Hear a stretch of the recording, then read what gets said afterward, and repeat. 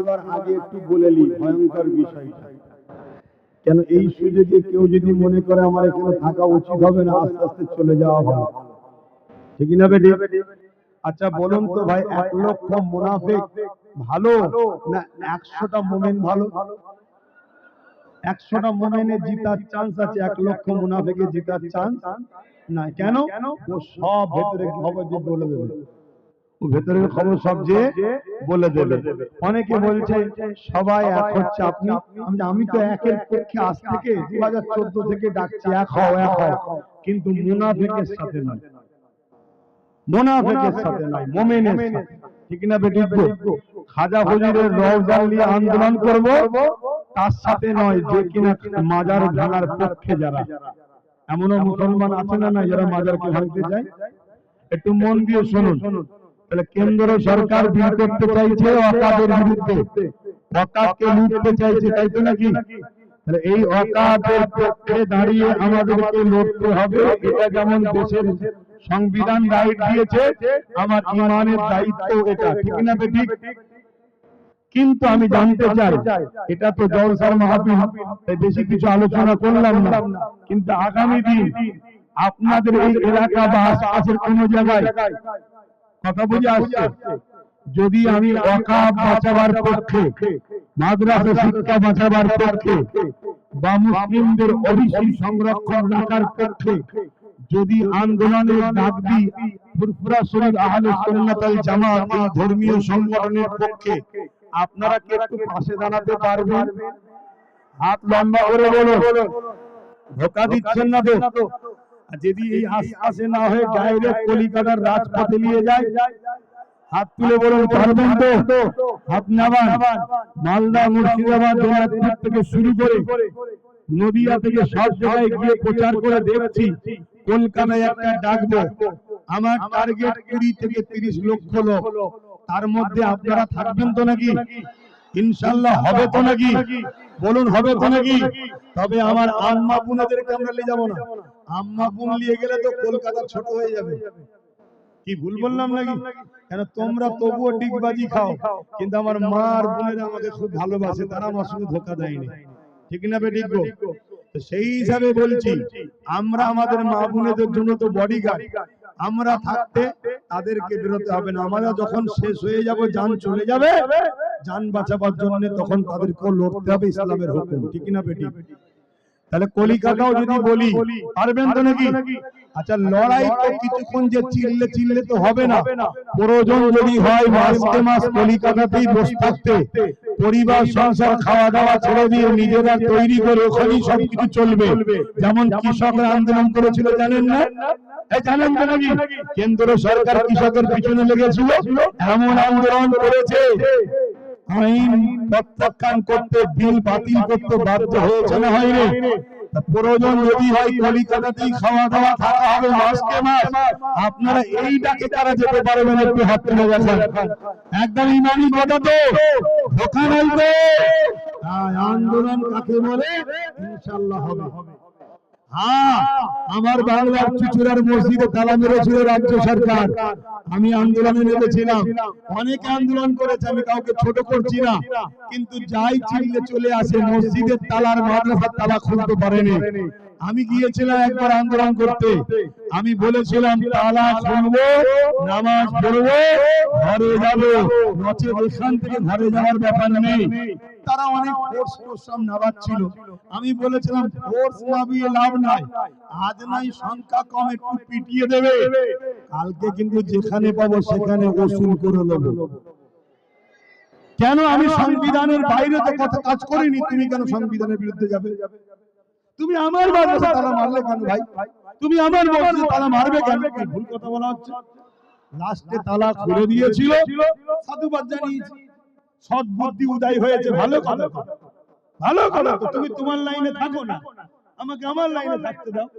তালা খুলেছে, নামাজ পড়েছি, ঘরে এসেছি, বলুন আলহামদুলিল্লাহ। আমি কিন্তু সেই আব্বাস সিদ্দিকী, জানের মোয়া করিনি আল্লাহ রাসূলের ব্যাপারে এসে গেলে।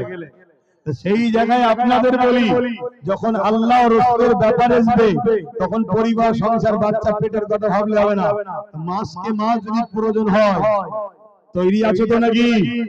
একদম মিথ্যা বলছো না তো?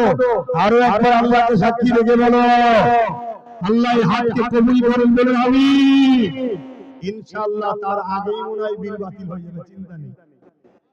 কথা বুঝছেন না বোঝেন না? কিন্তু এই যে হাতটা তুলে দিলে, এটা তুলে লাভ না লস?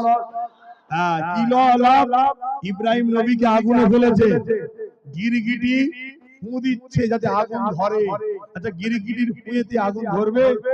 আর আজনাই মুখে করে পানি নিয়ে এসে আগুন বন্ধ হয়, আজনায়ের পানি থেকে আগুন বন্ধ হবে?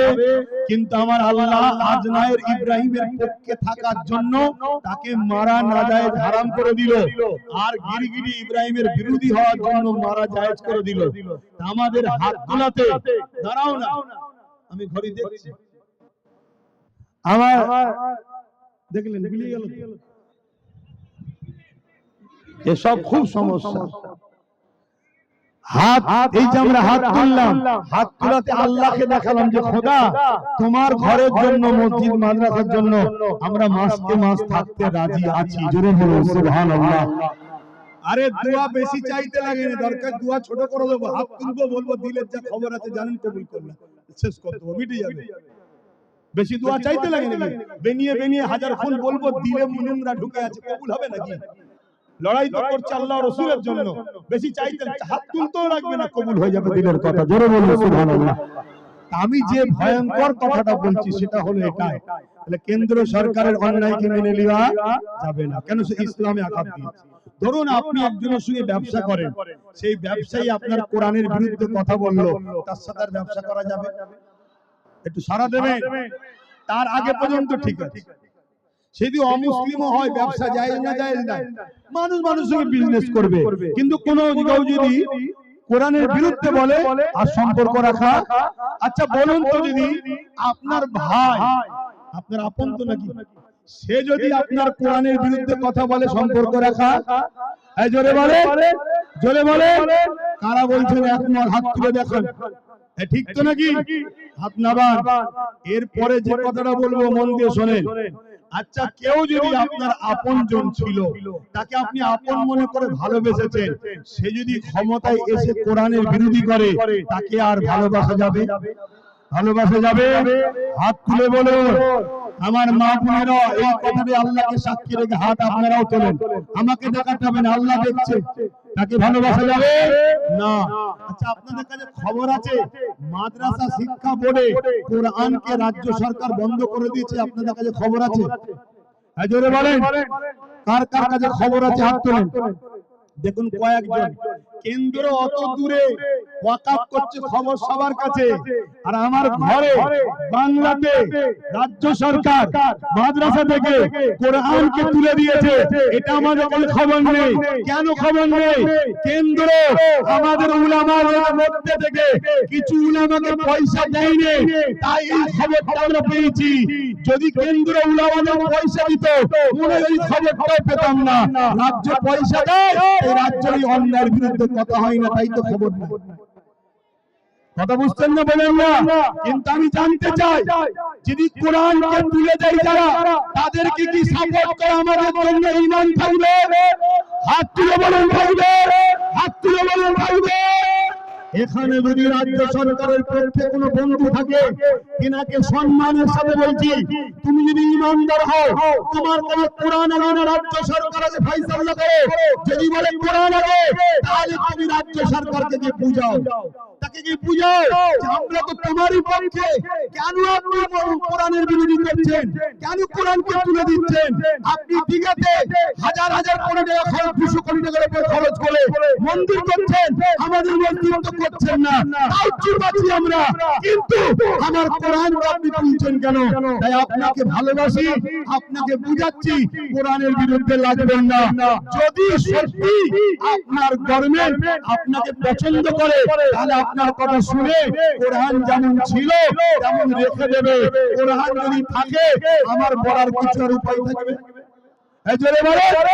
কিন্তু সে যদি কোরআনকে তুলে দিয়ে তার জায়গায় মজবুত থাকে, আল্লাহকে সাক্ষী রেখে বলে, তাদের কাছে সরকার, নেতা, মন্ত্রী, বাবা সবার আগে কোরআনের হাত তুলে দেখাবে। হ্যাঁ, সত্য না মিথ্যা? তাহলে আজ থেকে প্রতিবাদ করুন, কোরআনের পক্ষে দাঁড়ান। কোরআন আমার ছিল, কোরআন আমার আছে, কোরআন আমার থাকবে।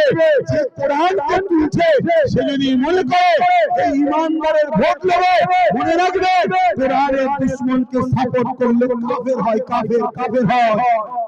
ইমাম মজলিস সাহেব, পীর সাহেব, পীরজাদা সাহেব সবাইকে বলছি এখনো সময় আছে, তওবা করো। জানতে না আলাদা কথা, জেনে গেছে পরিবর্তন হয়। যদি মনে হয় হুজুর পরিবর্তন হলে তোমার মাইনে বন্ধ হয়ে যাবে, আরে ওসব মাইনেকে লাথি মারো। রেজেকের মালিক আল্লাহ।